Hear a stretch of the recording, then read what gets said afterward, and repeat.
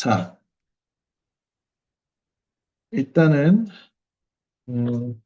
이 밑에 프린트 밑에 보면 선생님이 주석으로 달아놨는데 오랜만에 들어오고 시험 끝나고 접속한 친구들도 많이 있으니까 다시 한번 강조를 하면 문제가 길게 주어지든 짧게 주어지든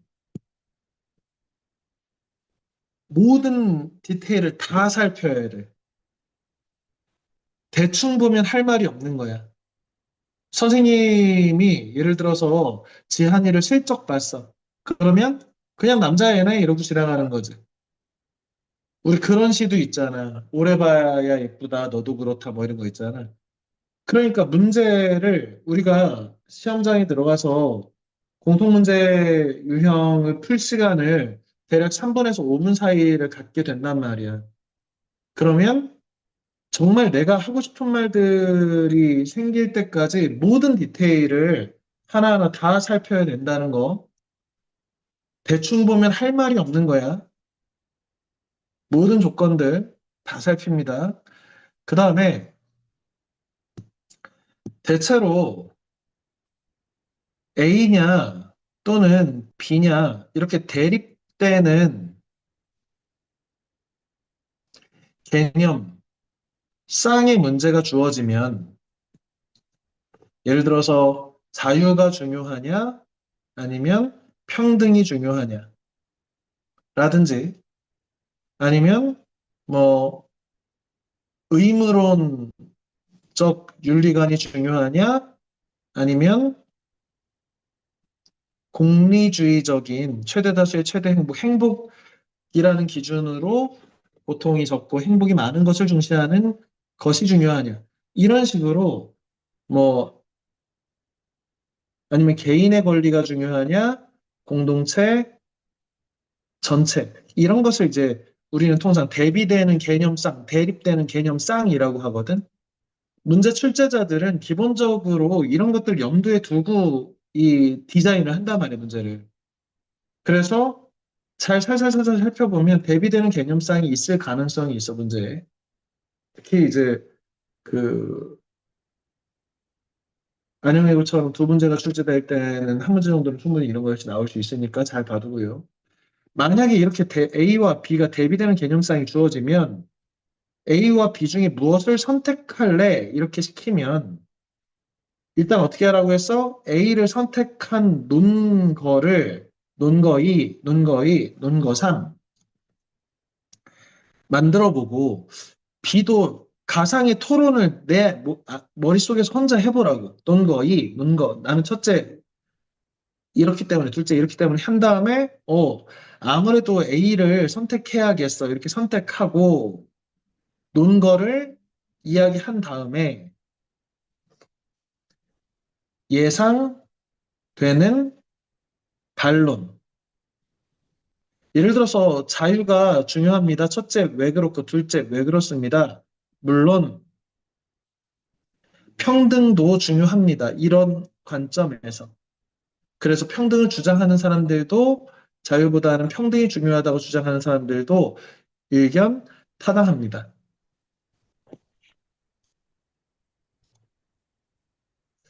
그런데 재반론. 그럼에도 불구하고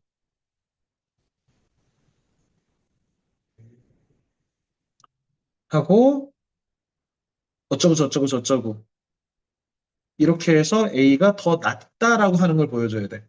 그러니까 자유냐 평등이냐라고 했는데 평등은 중요하지 않고 무조건 자유입니다. 이렇게 말하는 거는 바보 같은 말하기 방식이야. 어떻게 해야 돼? 자유와 평등이 각각 싸우게 만들어야 돼. 가장 강력한 논거들로 이 논거와 이 논거가 둘 다 중요하다는 거를 싸움을 붙인 다음에 그럼에도 불구하고 현재 우리 사회에서는 이라든지 아니면 그럼에도 불구하고 지금 이 내용의 질문지의 맥락에서는 자유가 더 중요합니다. 이렇기 때문에 이걸 원하는 거라고 누차 강조를 했습니다. 다시 대비되는 개념상이 나와 싸우고 있어. 그럼 가상의 토론이지. 각각의 논거를 만들어서 자기가 어떤 걸 선택하고 그것을 왜 중요한지 말한 다음에 반대편에서도 강력한 논거로 물론 이러이러한 반론이 가능합니다. 왜냐하면 이것도 중요하기 때문입니다. 하지만 그럼에도 불구하고 제가 선택한 이것이 현재 이 맥락 속에서 훨씬 더 중요하기 때문입니다. 이런 식으로 이걸 변증법이라고 하는데 A하고 B가 충돌해서 절충해서 무엇이 나오는 어떤 방식. 그런데 조건에서 A냐 B냐를 선택하라고 했을 거니까 그러면 이런 방식을 통해서 충분히 종합적으로 내가 이 문제의 사안에 대해서 조망하고 있다. 난 종합할 수 있는 능력이 있다. 단지 단순하게 이거다 때려잡는 게 아니라, 그래, 반대편, 내가 주장하지 않는 반대편도 중요한 논거가 있으니 내가 이것을 충분히 살리면서 반대편, 이것을 다시 때려잡아가지고, 내가 이 조건에 맞추겠다라고 하는 그런 굉장히 입체적이고 종합적으로 사고하는 능력을 보여줄 수 있다. 다음, 논리뿐만 아니라 인성, 감성. 그래서 지난번에 아리스토텔레스가 누군가를 설득하기 위해서는 세 가지가 필요하다고 했는데, 하나가 로고스, 이성적이고 논리적인 것. 그 다음에 파토스, 듣는 사람의 감정. 세 번째, 에토스, 말하는 사람의 윤리적 인성. 내가 아무리 논리적으로,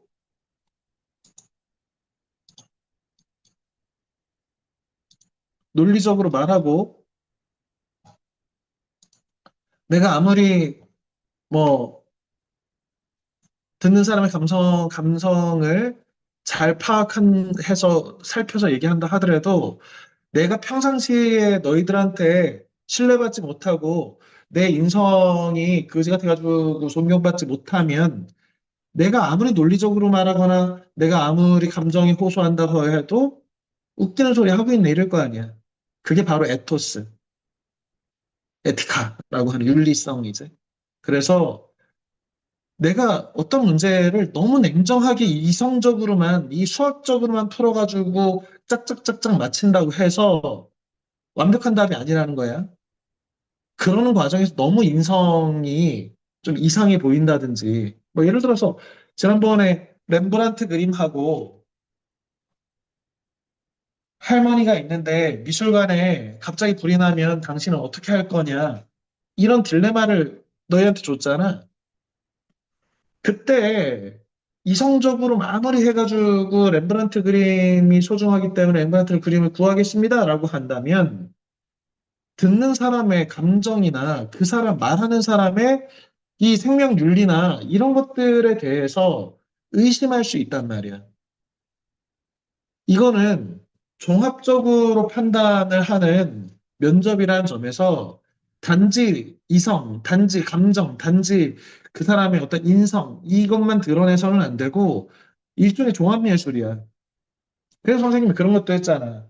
뭐, 그 대학 면접에서 서울대, 연대, 고대 붙으면 고대에서 그럼 너 어디 갈 거냐? 이런 문제 낸다고. 저는 그래도 고대 갈 겁니다. 서울대부터도. 이렇게 하는 건 에토스의 문제가 생기고, 뭐 이런 그 딜레마들을 주면서 이 모든 것이 조화를 이룰 수 있는 괜찮은 아이디어들을 끊임없이 연구하고 괜찮은 아이디어들을 책에서 읽든 아니면 선생님이 알려주는 것을 좀 기억을 잘 하고 메모를 해두든 아니면 어떤 친구가 얘기를 하는데, 잘 들어보니까 저 친구 답변이 괜찮아 보여. 그러면 그걸 가져와서 내 걸로 만들 준비를 해야지. 그 다음에 이건 1번하고 비슷한데 구체적인 맥락이 필요하다. 그러니까 자유가 중요하냐, 평등이 중요하냐. 웃기는 소리 둘 다 중요하지. 그런데 조건을 줄 거란 말이야. 어떤 상황을 준단 말이야. 그 상황에서 1cm라도 뭐가 더 낫다라고 하는 것들을 맥락을 잘 살펴서 해야 되고요. 미끄러운 내리막길은 일종의 약간의 예상되는 결과 과장하기라고 했지. 미끄러운 내리막길은 어떻게 쓰는 거냐면, 예를 들어서 나는 자유보다 평등이 더 중요하다고 생각합니다. 라고 주장을 하면, 왜 그러냐면, 자유가 무한정 주어진다면, 이렇게 약간 그쪽 방향을, 반대 방향을 과도하게 얘기해서 내리막길로 굴러 떨어뜨리는 거예요. 이만큼만 굴러 떨어지면 쭉 떨어진다. 이게 미끄러운 내리막 과장하기 방식인데, 자유가 한정, 무한정 주어졌을 때 규범이 무너지고 규범이 무너지면 우리 사회 전체가 무너집니다. 이런 식으로 약간, 약간 몇 바퀴를 굴려서 뚜루루루 떨어져가지고 저 끝으로 내려보내는 거지. 이런 것도 일종의, 대안이 될 수도 있다. 언제나 쓸 수 있다는 건 아니야. 이런 팁들을 무기로 잘 장착을 하고 있다가 문제를 풀 때 딱 뭘 갖고 와야겠다. 이렇게 해야겠지. 제일 중요한 것은 너희가 지금 경쟁 시험을 준비하고 있다는 거야. 경쟁 시험, 2대1 정도가 예상되는 경쟁 시험이야. 내신은 다 똑같아. 영어 내신 B 하나 혹은 올 A들하고 별 차이도 안 나, 그거. 몇 점 차이도 안 나. 올 A도 떨어지고 B 두 개도 붙는 시험이라는 점에서 면접이나 자소서가 많이 차지하는데 특히 이제 안영효 같은 경우는 자소서도 있지만 과천에 보면 면접밖에 없잖아요. 점수가. 그러면 나는 누군가보다는 확실히 월등한 답변 수준을 내야 전체 200명 뽑는데 400명이 오는데 내가 한 200명 정도보다는 압도적으로 앞서 있어야 합격이 편안한 마음으로 합격을 한다는 거예요.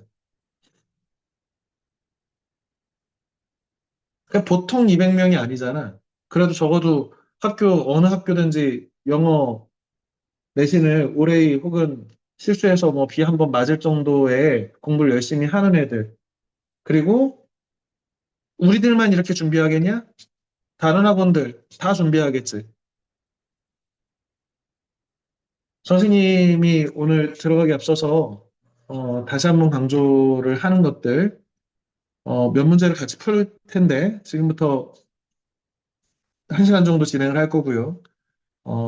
충분히 시간을 줘서 생각할 수 있는 시간 주고 무작위로 랜덤으로 시켜보겠습니다. 오늘 친구들 많이 들어와서 내가 발표 기회를 선생님 가능한 만큼 이 골고루 주려고 하는데 어, 그 발표 기회를 내가 못 얻는다고 생각하면 손 들고서 저 말해보고 싶다라고 얘기하면 선생님이 꼭 기억을 했다가 시키겠습니다. 적극적으로 한 번이라도 더 말해보는 사람이 1cm라도 더 올라가는 거야. 자, 이 문제부터 풀어봅시다. 20번. 안양외고에서 기출됐던 문제의 변형입니다. 문제는 간단합니다. 뭐뭐가 없다면 우리 삶에는 의미가 없다. 일단은 빈칸을 채우고 그 이유를 직간접적인 사례, 예시를 들어서 설명하시오. 자, 디테일에 있습니다. 일단은 어떻게 풀어야 돼? 이거 먼저 집어넣을 생각하면 바본 거지. 우리 삶에 의미가 없는 것들을 쭉 가장 소중한 것들을 해놓고서 에토스, 파토스, 로고스가 감정과 이성 듣는 사람의 감정과 말한 사람의 논리와 내 논리와 그리고 내 인성이 어떻게 보일지 이 모두를 잘 조합한 참신한 아이디어로 적어도 200명들보다 더 앞서는 답을 내겠다고 준비를 해야 됩니다. 그냥 프리스타일로 하는 게 아니야. 그 다음에 사례까지도 고려해야 되니까 어떤 것을 멋진 걸 넣었다고 해서 사례가 안 나오면 그걸 바꿔 껴야겠지. 자, 현재 시간이 48분이니까 정확하게 50분에 3분 후에 한 3명 정도를 시켜보겠습니다. 충분히 써서 논리적으로 잘 답변을 만들어 봅시다.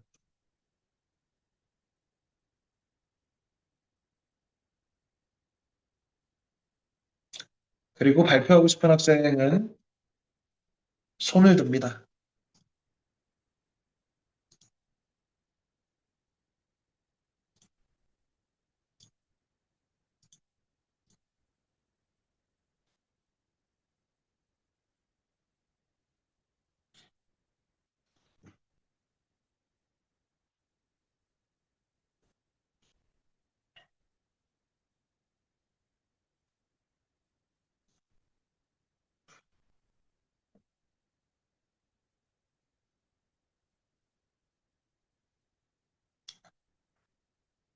그리고 그 선생님이 어,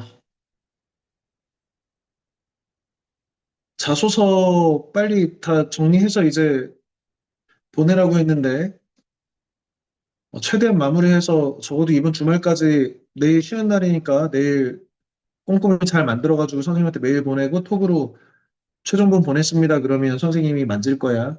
그러니까 선생님뿐만 아니라 우리 국장님하고 이순 원장님한테 관리받는 친구들도 최대한 내일 접수 마감을 해서 완성을 하고 얼추 완성이 안 됐다. 내가 좀 안 됐다 그러면 선생님 보고서 좀 고치면 되니까 적어도 내일 다 완성해서 주말까지는 보낼 수 있도록 합니다. 그리고 보낸 메일로 선생님 이메일로 보낸 사람들 톡으로 알려주고요. 선생님이 접수서 얘기 처음 할 때 제일 중요하게 한 얘기가 자꾸 되든 안 되는 붙잡고 있지 말고 써놓고 안 되면 선생님한테 요청을 하고 뭐 혼나더라도 바꿔가지고 또 요청을 하고 이렇게 하라고 했습니다. 붙잡고 있어 시간 보내는 게 제일 나쁜 거야. 자, 시간이 됐으니까 시켜보겠습니다. 발표할 사람. 나 이거 해보겠다, 손. 아직도 해보겠다는 사람이 안 나오는 이런 소극적인 나라네요.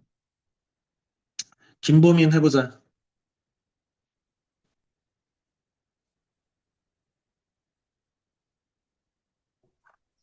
저 근데 아직 쓰고 있는데 그냥 프리스타일로 해봐, 그러면. 어차피 다 못 써. 그러니까 시간 안에 키워드만 적어가지고 그거 가지고 얘기해야지 대본을 다 만들 시간은 없지. 해봅시다, 보민.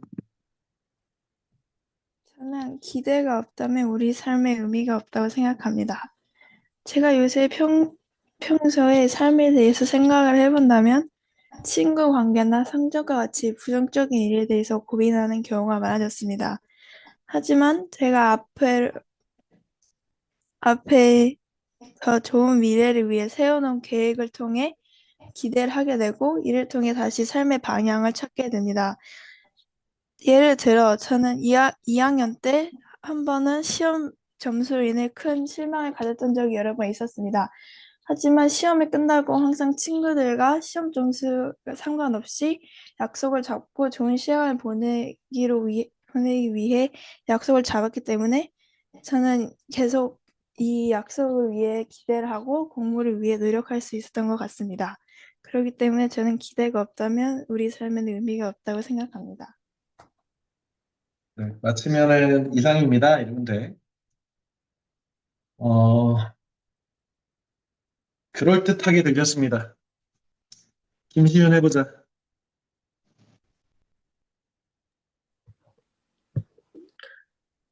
저는 행복이 없다면 우리 삶에 의미가 없을 거라고 생각합니다. 왜냐하면 행복은 우리가 살아가는 이유이자 목표가 될 수 있다고 생각합니다. 행복이 없으면 우리가 이룬 성공이나 아니면 여러 경험들이 무의미하게 느껴질 수 있을 것 같습니다. 예를 들어 제가 지금까지 계속 추억이라고 간직했던 것들은 대체로 기쁨하고 행복한 감정에서부터 나오는 기억들이었는데 만약에 그런 뜻깊다고 느끼게 되는 행복감이 없다면은 그런 추억 같은 것도 없어질 것 같습니다. 따라서 저는 행복이 없다면 우리 삶에 의미가 없을 거라고 생각합니다. 좋습니다. 잘 했는데, 일단은, 어, 저 네모칸에 제일 많이 들어갈 1, 2, 3위 안에 행복이 있지 않을까, 시윤아? 그렇죠. 그러면은 약간 불리한 조건을 굳이 파고 들어갈 이유가 없잖아. 예를 들어서 너가 너 얘기를 잘 들어보면 사실은 추억이 없다면 우리 삶에는 의미가 없습니다. 이 얘기를 하고 있거든. 네. 과거의 추억들이 행복이 없다면 사실은 잘 들어보면 넌 추억이 없다면 삶에 의미가 없다를 얘기하면서 행복을 앞세운 거야. 그러니까 전략이 추억을 앞에다 갖다 놓으면 행복보다는 약간 참신한 데다가 뭔가 약간 깊이 있는 눈매를 가진 어떤 사람인 것처럼 보이잖아. 그쵸. 그지? 네. 그래서 이 메타인지가 되게 중요한데 내가 어떤 말을 딱 한다라고 생각했을 때 그 말이 어떻게 들릴지 인성적으로, 논리적으로, 감정적으로 이걸 순간적으로 포착하는 능력이 쉽지는 않아, 물론. 그런데 그렇게 해서 시험을 보는 거야. 그러니까 우리가 지금 그 도전하고 있는 게 그런 걸 도전하고 있는 거잖아, 시윤아. 그지? 네. 음, 잘했습니다. 조회서 해보자.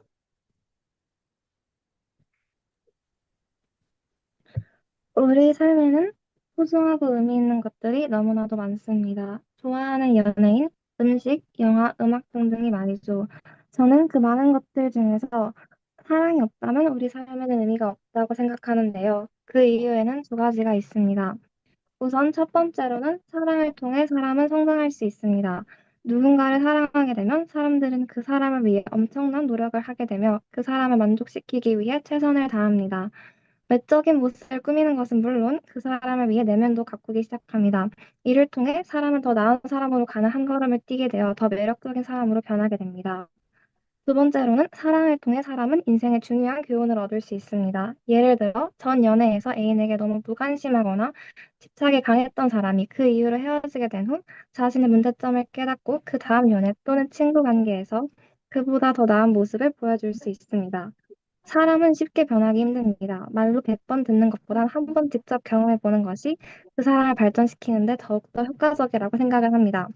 사랑을 통해서 사람은 인생의 중요한 교훈을 배우고 더 나은 사람으로 성장할 수 있게 되며 그 과정에서 엄청난 행복감과 안정감을 느끼게 됩니다. 이러한 이유들로 저는 사랑이 없다면 우리의 삶에는 의미가 없다고 생각합니다. 이상입니다. 음, 아주 잘했습니다.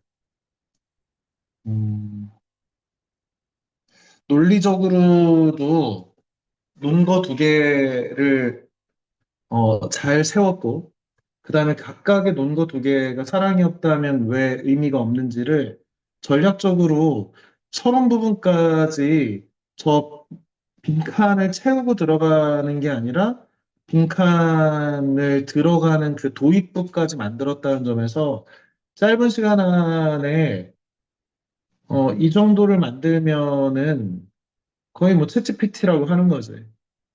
음. 그래서 평소에도 잘 하는데 오늘은 유독 그 논리적으로 그리고 다 타당해 보였어. 단 선생님이라면 아까 시윤이와 마찬가지로 사랑 같은 건 안 할 것 같아. 어, 왜? 식상하잖아. 물론 이 식상한 사랑을 가지고 예서가 얘기한 거는 어, 식상하게 들리지는 않았어. 논거들이 두 가지로 나와서 그 논거에 뒷받침하는 문장들이 빠르게 얘기했는데도 다 논리적으로 들려가지고 하나도 어디 어긋나는 데가 없어서 매끈하게 좋은 느낌을 받았는데 문제는 어, 다른 사람이 할 수 있는 말은 피하는 것도 한번 생각을 해보기 바랍니다. 훌륭합니다. 잘했습니다. 자, 또 해보고 싶은 사람 있나?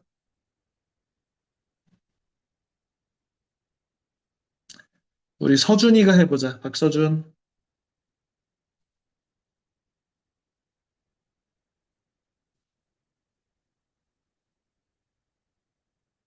음, 자, 이시연 해보자. 우리 삶에는 믿음이 없다면 우리 삶에는 의미가 없다고 생각합니다. 예를 들면 은행에서의 대출에서 믿음이 필요합니다. 대출은 믿음을 가지고 진행되는 절차이기 때문에 믿음이 없다면 대출자의 삶이 위태로워질 수 있기 때문입니다. 또한 도서관에서의 대출이 있습니다. 반납 기한을 지키는 걸 전제로 믿음을 가지고 일이 진행됩니다. 도서관과 대출자의 믿음이 없으면 도서관의 시스템이 불안정해질 수 있습니다. 다음으로 가족 간의 믿음이 필요합니다. 부모와 자식 간의 신뢰가 있어야만 건강한 가정이 되기 때문입니다. 따라서 삶은 많은 부분에서 믿음이 필수적으로 요구됩니다. 따라서 믿음이 없다면 우리 삶에는 의미가 없다고 생각합니다. 이상입니다.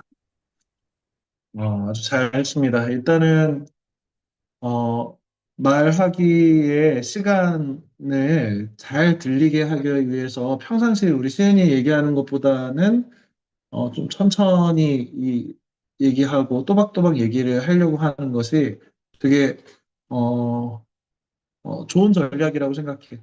잘 들리고 그리고 이게 사실은 물론 이 어려운 얘기들이 아니기 때문에 너희가 약간 그 빠른 속도로 얘기를 해도 잘 들려. 그런데 어, 엄청 빨리 막 얘기를 하면 사실 듣는 사람 입장에서는 글로 보는 게 아니잖아. 그래서 머릿속에서 논리적으로 생각할 수 있는 시간을 듣는 사람을 위해서 좀 이렇게 확보를 해줄 필요가 있거든. 물론 좀 답답할 수도 있지. 너무 막 이렇게 천천히 말하면. 그런데 적당한 시간을 할애해서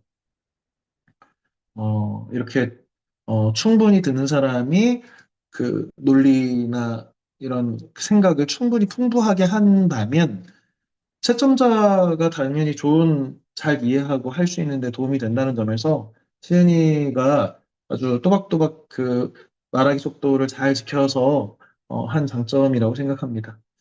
그런데 선생님이 이렇게 들으면서 어떤 생각을 했냐면 첫 번째 믿음에서 그 은행 대출이 한번 나왔잖아. 그 다음에 두 번째는 도서관 대출이 나왔어. 그래서 선생님이 이러면 안 되는데 순간적으로 대출이 없다면 우리 삶에 의미가 없다를 할 건가 제가? 뭐 이런 약간 농담인데 아무튼 이런 생각을 했어. 그러니까 어 만약에 믿음을 1번을 가족 간의 믿음이라든지 부모 자식 간의 믿음 혹은 뭐 이런 그 뒤에 얘기한 걸 앞에다 갖다 놓고 현실적으로 우리가 이 가족 간의 사랑하는 사람 간의 믿음도 있지만 더 넓혀서 사회 전체적으로 은행의 대출이라든지 도서관 대출이라든지 이런 것들이 우리가 다 믿음을 바탕으로 이렇게 하고 있기 때문에 작은 공동체나 큰 공동체나 그래. 모두 다 믿음으로 얽혀 있기 때문에 우리 삶에는 믿음이 꼭 필요합니다. 자, 이거를 뭐라고 하냐면 이런 방식을 플롯이라고 하거든. 플롯은 구성하기란 뜻이야. 우리가 통상 국문과에 가면 제일 먼저 가르치는 게 스토리하고 플롯은 다르고 스토리는 왕이 죽었다. 왕비가 죽었다. 이것을 스토리라고 하고 왕이 죽었다. 그래서 왕비가 죽었다. 이것을 플롯, 구성이라고 한다. 이게 일강으로 가르치는 거야. 왜? 똑같은 사건이지만 구조를 어떻게 짜느냐에 따라서 이야기가 전혀 다르게 들리거든. 내 논거들 사이에, 내가 주장하고자 하는 논거들 사이에 어떤 관계성이 있는지를 살피는 게 필요한 거야. 그러니까 선생님이 이렇게 듣고 있는 논거들이 똑같은 논거를 거꾸로 해서 부모 자식 간에서, 그 다음에 사랑하는 사람과에서, 그리고 우리 사회에서의 은행의 대출이나 아니면 그런 도서관에서 대출 같은 것으로 점점 개인에서 넓혀가는 방식으로 설명하고 이렇듯 우리는 작게도 크게도 다 믿음으로 연결되어 있기 때문에 우리 삶의 가장 중요한 의미는 믿음에 있습니다. 라고 구성했다면, 플러스 이런 식으로 구성할 전략을 세웠다면 대단히 훌륭한 구성이라고 했겠지. 똑같이 해도. 시인 이해가 됐나? 네. 음. 자, 연습을 다음에 또 적용을 해봅시다. 자, 그러면 다음 문제를 봅시다. 자, 성남외고 문제를 선생님이 약간 변형을 했습니다. 선생님이 이 문제를 만들면서 이 문제는 인성 파트에서도 다룰 수 있고 자소서에서도 이런 문제에 대해서 꼭 생각을 해보기 바란다는 취지에서 냈습니다. 읽어보겠습니다. 모든 학습, 통상 팀플 같은 거 있잖아. 하다 보면 자신은 노력하지 않고 점수를 얻는 무임승차자가 생기고 이런 걸 전문용어로 무임승차라고 합니다. 돈 안 내고 차 탔다고. 그 모둠에서 가장 많이 노력해서 점수를 준 무임승차 제공자가 생긴다. 그게 어떤 거냐면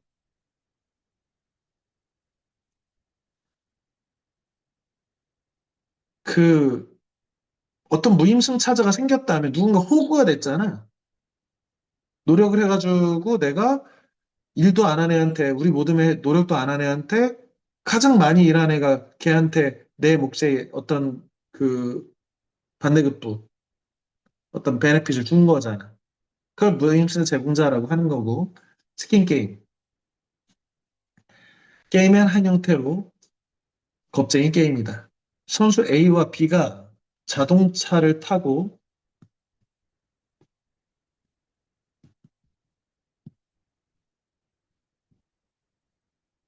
서로 정면으로 충돌하는 상황을 생각하기로 하자. 만일 양쪽이 계속 달린다면 양쪽 모두 죽게 된다. 가장 나쁘지. 만일 한쪽이 겁이 나서 옆으로 피하면 그 행위자는 겁쟁이가 되어 체면을 잃게 된다. 회피한 행위자에게는 최악 다음에 나쁜 결과, 그 다음에 회피하진 않은 행위자에게는 최선의 결과. 와, 용감하다. 제 목숨 걸었구나. 만일 양쪽 모두 옆으로 피하면 생명을 잃지 않지만 승리자도 없기 때문에 이거는 뭐 차선책이지. 이런 걸 게임 이론이라고 하는데 우리의 어떤 삶이라고 하는 건 단지 어떤 인풋이 있으면 그대로 결과가 나오는 아웃풋이 아니라 상대가 있는 가위바위보 같은 거지.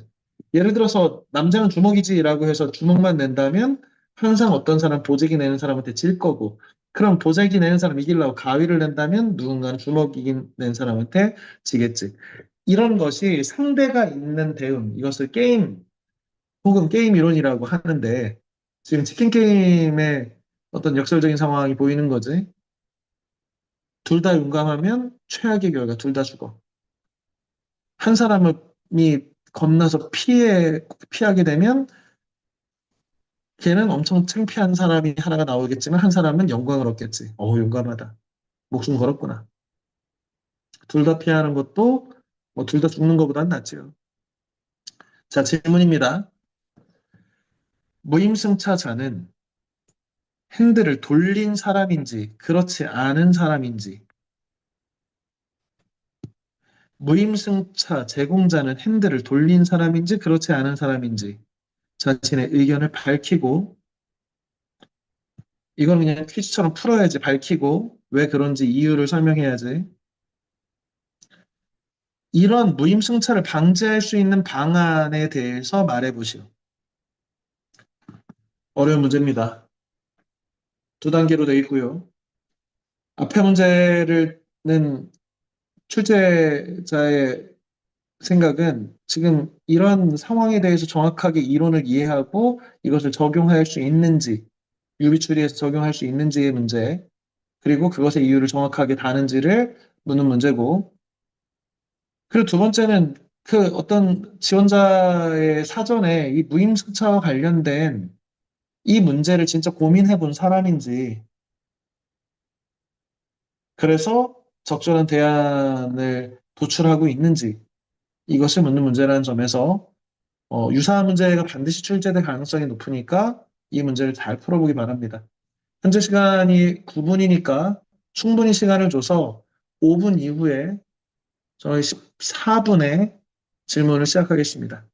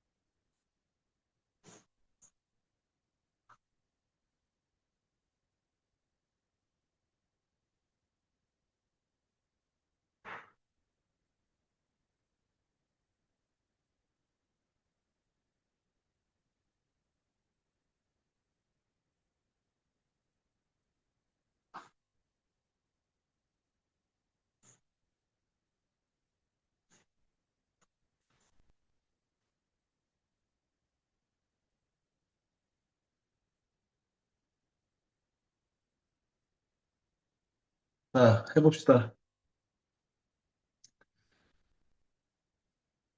서민제군 해보자. 저는 핸들을 돌리지 않은 사람이 무인승차자고 핸들을 돌린 사람이 무인승차 제공자라고 생각합니다. 우선 무인승차자는 자기가 원하는 대로 그냥 꿋꿋이 하고 남한테 양보하지 않고 그냥 원하는 대로 하는 사람이라고 저는 생각을 해서 그냥 핸들을 돌리지 않고 쭉 자기가 원하는 대로 간 사람이 무인승차자라고 생각하고 무인승차 제공자는 매트리스처럼 자기가 다른 사람에게 맞춰주고 다른 사람을 위해서 계속 해주는 사람이기 때문에 핸들을 돌린 사람이 무인승차 제공자라고 생각합니다.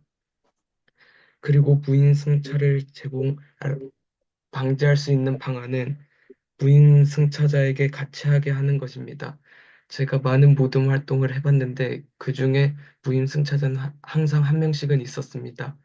하지만 제가 혼자 하기엔 버거운 활동이 많았기 때문에 한번 최근에 한번 같이 하자고 하면서 모금 활동을 진행했더니 전보다 편하고 다 같이 진행하면서 서로 탓을 안 하는 좋은 분위기가 조성되어서 무인 승차를 방지하고 모든 분위기까지 좋게 만들 수 있는 아주 좋은 해결 방안이 되었습니다. 이상입니다. 훌륭한 답변입니다. 일단은, 어, 지금 무임승차자와 무임승차 제공자로 나누어서 분석을 잘 해서, 논 거도 좋지요. 그러니까, 결국에는, 무임승차자는 될 대로 되라 이런 거잖아. 그런데, 대체로 될 대로 되라라고 하는 사람. 예를 들어서, 누군가 자신의 목숨이 더 소중한 사람이 결국에는 패자가 될 수밖에 없는 거잖아. 그렇다는 점에서, 얘가 무임승차를 하고 있는데도 어쩔 수 없이 나도 무임승차해서 쟤를 골탕 먹여야지. 우리 어떻게 다 망해버리자. 같이 망해버리자. 유추를 하자면 북한하고 우리나라가 전쟁을 하면 선생님이 생각할 때는 누가 더 손해냐면 우리나라 더 손해거든. 왜? 가진 것이 많고 누릴 것이 더 많은 사람이 항상 손해란 말이야.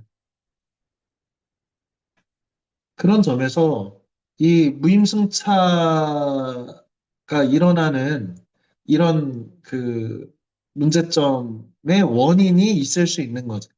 그러니까 얘한테는 뭐가 똑같은 어떤 예를 들어서 인정이나 아니면 성적이나 뭐 점수 뭐 이런 것들이 얘한테는 별로 의미가 없는 거야. 그러니까 나는 쉽게 포기할 수 있고 무임승차 제공자는 어때? 이 소중해서 나는 벌이가 너무 아까운 거야. 치킨 게임에서 목숨이 아까운 사람이 지는 거잖아. 그런 식으로 유추를 해서 잘 풀었다는 점에서 훌륭한 답변이고요. 무임승차를 방지할 수 있는 방안은 상대적으로 좀 너무 뭐라고 할까? 식상하다면 식상하고 음, 구체적인 사례를 든 것은 훌륭한 방식인데 뭔가 그거보다는 좀 더 나은 대안이 있지 않을까 고민을 하는 것이 좋아 보입니다. 어, 안수빈 해보자. 저는 일단은 수빈아, 네, 시간 관계상 그 무임승차 방지할 수 있는 방안만 얘기해보자. 네. 저는 무임승차를 방지할 수 있는 방안은 결과보다 과정을 더 중요시하는 것이 무임승차를 방지할 수 있는 방안이라고 생각합니다. 많은 무임승차가 제 경험을 비롯해서 보았을 때 많은 무임승차가 과정을 보지 않고 드러난 결과만으로 평가했기 때문에 무임승차자들이 다른 조원들의 도움을 받고 묻혀가면서 무임승차가 생겼다고 생각합니다. 그렇기에 결과보다 과정을 중요시하는 모든 학습이 무임승차를 방지할 수 있는 방안이라고 생각합니다. 좋은 답변입니다. 선생님이 생각할 때도 지금 수빈이가 뭐라고 했냐면, 어, 무임승차가 생기는 이유가 과정을 고려하지 않고 결과만을 도출하려다 보면 그냥 차라리 내가 혼자 하는 게 효율적이다 라고 해서 몇몇 부실한 애들이 하느니 그냥 내가 좀 노력을 더 하고 말지 이런 분위기가 그 능력이 상대적으로 이 분야에서 그 팀플 분야에서 모자란 친구를 스스로 배제해도 스스로 여기서 무임승차를 해도 되는 분위기를 만드는 게 문제라는 거야. 그러니 만약에 그런 식으로 해가지고 팀플 하기로 했는데 팀플 안 하고 몇몇 사람 빠지고 무임승을 하고 결국에 내가 혼자 다 할게 그냥 제일 편하다 그냥 내가 할게 이렇게 해서 하는 방식은 그래 효율성이 높을 수는 있지만 반칙이지 왜? 그러라고 한 게 아니잖아. 팀플 하라고 했잖아. 팀플이 어려우니 팀플을 시도하고 팀플을 함으로 해서 그것들이 얼마나 어려운지를 조율하고 이런 것들을 가르치라고 통으로 팀플을 줬는데 그냥 결과만 뚝 내놨어. 이거는 반칙이지. 그렇다는 점에서 결과보다 과정을 중시하고 이 팀플의 본래 목적이 무엇인지를 자꾸만 강조하고 우리가 좀 나쁜 결과가 나오고 더딘 결과가 오히려 효율성이 떨어지더라도 그래도 우리가 팀플 하기로 했으니 공정하고 정정당당하고 우리가 팀플을 통해서 어렵더라도 이 과정을 통해서 배우자. 이런 마음이 있다면 그런 식으로 무임승차자들도 동참을 할 가능성이 있지. 어, 수빈이가 이 얘기를 하고 싶었다고 생각해. 그런데, 평상시에 이제 수빈이랑 선생님이 얘기를 해보고, 이런 식의 말하기 방식을 알아서, 그래, 좋은 얘기를 하고 있다는 걸 선생님이 이렇게 포착을 했는데,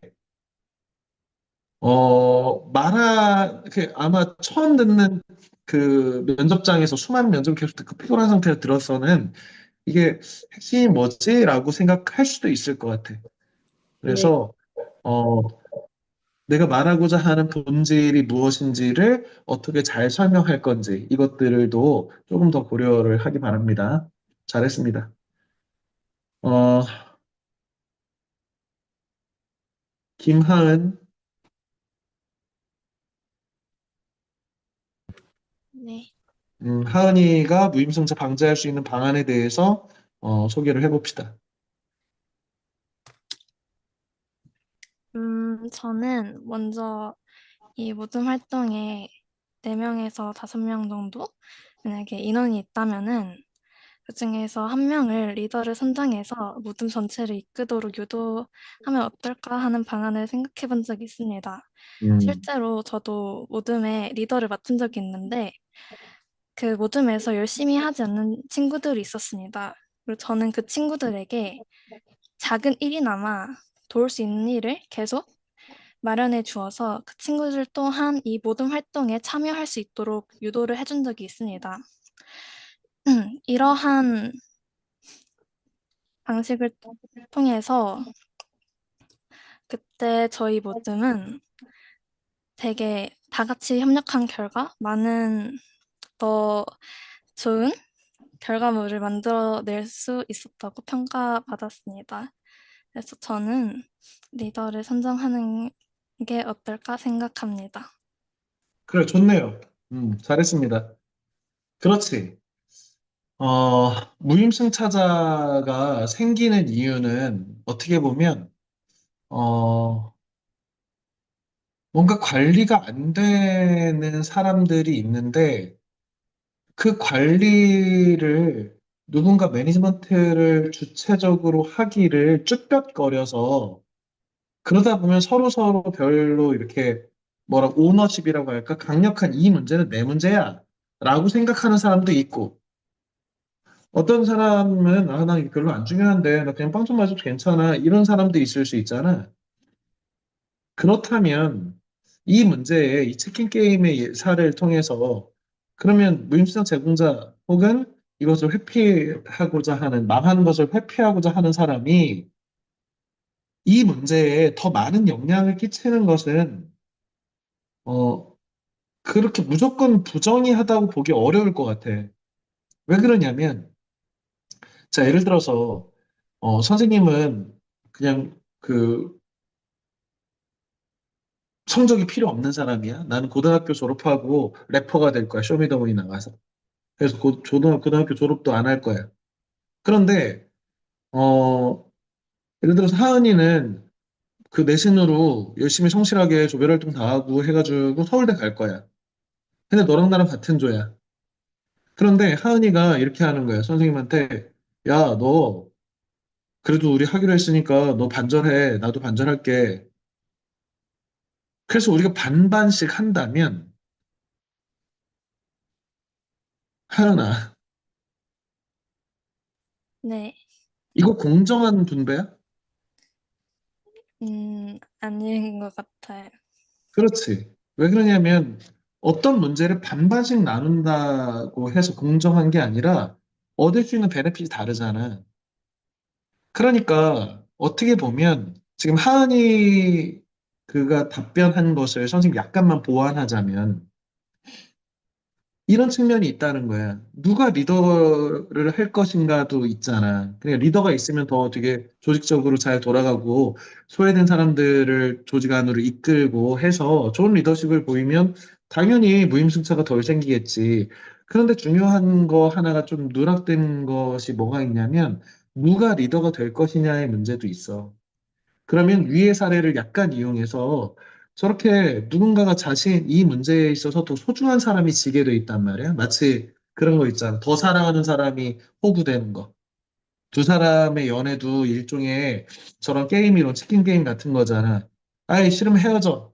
이렇게 하는 새끼하고, 못 헤어지겠어. 라고 하는 사람 중에 누가 지는 거야? 이 관계를 소중히 여기는, 어, 사람이 끌려다니는 거지.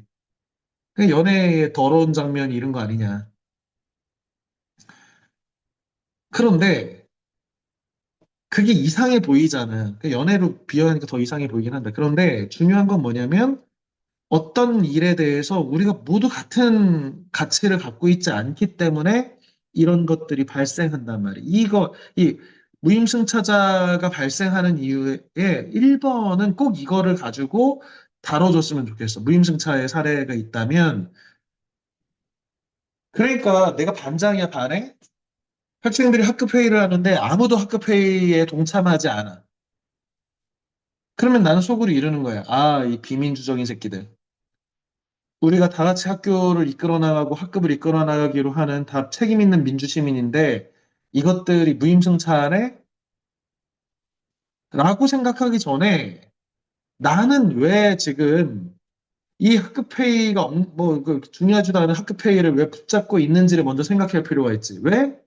나는 반장이고 나한테는 이 학급 회의를 잘 이끄는 것이 나한테 유익하단 말이야. 내 명성과 내 어떤 그 사회적 얼굴과 페르소나 이런 거.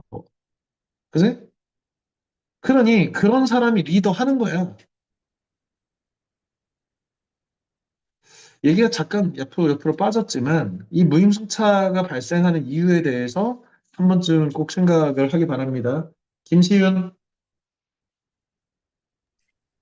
네, 하나만 얘기해보자.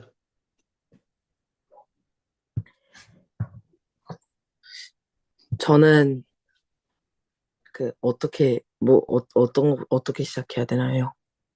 무임승차를 방지할 수 있는 방안은 무임승차를 방지할 수 있는 방안은 제 생각에 데일 카네기의 인간관계론을 반영한 저만의 방법이 있다고 생각합니다. 저는 저 3달 전에 창체 활동 시간에 장기간 조별 과제를 수행하던 경험이 있는데 그때 무임승차자가 발생하였습니다. 하지만 저는 무임승차 제공자처럼 제가 리더로서 그들의 몫까지 하는 것이 올바른 리더라고 생각해서 그들의 몫까지 했지만 생각해보니 팀워크에 의의를 둔 조별 과제로서 의미가 있는지 고민하게 되었습니다. 따라서 저는 이 문제를 해결하기 위해서 아까 말했듯이 데일 카네기의 인간관계론을 읽고 사람을 칭찬하는 방법과 격려하는 방법을 알게 된 후 그 방법을 살짝 변형하여 조원들에게 제 명확한 기대와 욕구를 전달한 다음 그들이 기여한 점을 작더라도 칭찬하고 부담감을 최소화하여 긍정적인 분위기를 조성하였습니다. 이렇게 이러한 방법을 대입 시 대부분의 무임승차 문제가 해결될 것 같습니다. 아, 아, 아, 뭐, 뭔가 많이 꼬였어요. 이상입니다. 이상입니다. 잘했어. 노혜인, 혜인아, 마이크가 안 되는, 무임승차를 방지할 수 있는 방안에 대해서 소개해 봅시다. 무임스타를 방지할 수 있는 방안은 무임스타를 한 사람을 같이 할 수 있도록 격려하거나 옆에서 할 수 있도록 같이 도와주는 것입니다. 실제로 모든 활동이 있을 때 무임스타를 하려는 친구가 있었는데 그때 제가 옆에서 그 친구와 같이 모든 학습을 할 수 있도록 유도를 하니 점점 참여하는 모습을 보였습니다. 때문에 무임스타를 하려는 친구를 격려를 해서 옆에서 같이 도와준다면은 무임스타를 방지할 수 있을 것 같습니다. 음, 잘했습니다. 지금, 어, 오늘 뭐 전체를 다 시켜볼 수는 없고, 음, 그, 어, 이 두 문제 정도를 같이 풀어봤는데, 음, 1번 문제 다시 좀 이렇게 본다면, 의미 있잖아, 삶의 의미. 선생님이 만약에 이 문제를 푼다면, 진짜 삶의 의미는 무엇인가, 우리 삶은 무엇인가가 공감할 수 있는 무엇이 되게 필요할 것 같아. 그래서 사랑이고 행복이고 믿음이고 이런 것들 다 좋았고, 음, 어, 좀 다르게 들린 것이 있다면, 기대라는 말을 들었을 때 좀 다르게 들렸어. 그래서 선생님 같은 사람이 이 면접장에 들어가서 이 문제를 듣고 있을 거야, 이렇게. 그러면, 아마 행복입니다는 400명 중에 뭐 선생님들이 과별로 이렇게 들어가니까 100명 정도의 면접을 본다고 하면 100명 중에 한 30%는 행복이라고 할 것 같아. 그러면 최소한 30번 듣는 거야. 우리가 어떤 시험을 준비하고 있는지 전체의 이 룰이나 이 구조를 볼 필요가 있어. 아까도 얘기했지만 2대1 정도가 예상되는 경쟁 시험이고 그리고 나 하나만 잘한다고 될 문제가 아니야. 남들보다 잘해야 되고 남들도 비슷비슷한 얘기들을 엄청나게 늘어놓을 거다라는 얘기를 생각해야 된다는 점에서 오늘 참신함이라고 하는 덕목을 추가적으로 좀 고민하기 바랍니다. 음, 수업 시간을 이용해서 선생님이 다른 문제들도 이제 더 풀어볼 거고 이제는 너희들이 자소서를 빨리 만들어야 되는 이유는 자소서 바탕으로 지금 여기 뒤에 있는 것처럼 개별 질문 유형들을 만들 거야.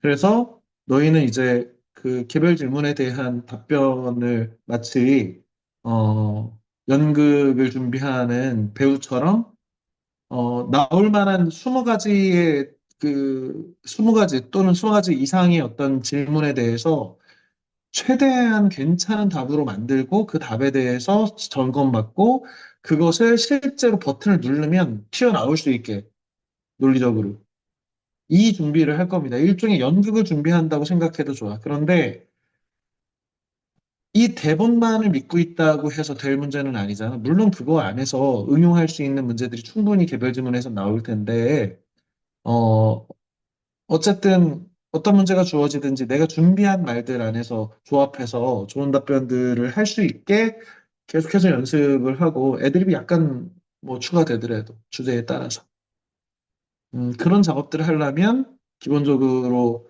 자소서가 완성이 빨리 돼야 돼. 그래야 더 많은 시간을 준비하고 대본을 더 꼼꼼히 만들겠지. 그런 점에서 붙잡고 있지 말고 빨리빨리 써라. 음, 음, 아무튼 늦은 시간까지 뭐 고생했는데 어, 선생님 솔직히 다 시켜보고 막밤 12시까지 하고 싶지만 좀 참겠습니다. 기회가 되면 이 앞에 있는 문제들 혹시 안 푼 친구들 있으면 다 그 시간 내서 풀고 친구들하고 지난번에 얘기했지만 같이 준비하는 친구들이 있다면 같이 해본다든지 아니면 엄마한테 좀 물어봐 달라고 해서 엄마는 어떻게 들리는지 한 번 더 말해본 사람이 유리하다. 누차 강조하지만 오상욱 펜싱 그 금메달리스트의 표 나보다 더 많은 땀을 흘린 사람에게는 금메달을 빼앗겨도 좋다. 선생님 너무 뭉클한 감동이 왔어, 그 표어에. 나보다 면접 준비 더 빡세게 한 사람이 있으면 나 제끼고 붙어라. 이런 각오로 잘 준비하기 바랍니다. 늦은 시간 고생했습니다. 빠이. 안녕. 수업 안녕히 시간에 계세요. 보자. 그래. 안녕하세요. 어, 네. 안녕.